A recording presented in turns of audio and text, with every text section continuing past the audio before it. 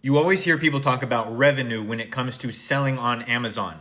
But at the end of the day, profit is what ultimately matters. Now, of course, you have to make revenue in order to make profit, but let's go over a profit breakdown of someone making 10K a month on Amazon private label edition. Okay, let's say you have a product with a selling price of $59.99 and your cost of goods from a manufacturer per unit was $9.74, shipping per unit was $4.05, FBA fees were $22.64. That would leave you a profit of $23.15 and a profit margin percentage of 38%. That would mean to get to $10,000 in top line revenue, we would have to sell 167 units at $59.99. So I'm going to break down the profit for two different scenarios. Your first order and then an established product, because something to keep in mind is that your profit margin is going to be lower on the first order as you're trying to establish organic rank. So we have $10,019 in sales.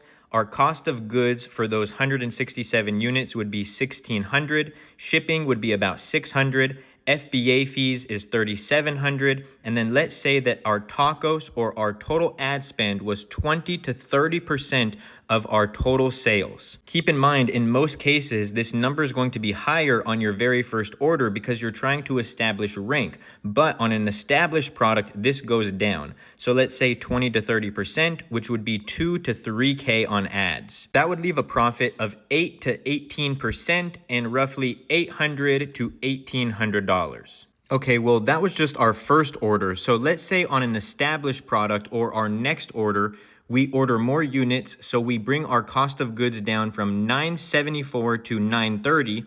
That would put our profit margin at 40%. And then same thing, total sales, 10K, cost of goods, $1,600, shipping, $600, FBA fees, $3,700, and that's for 167 units, remember?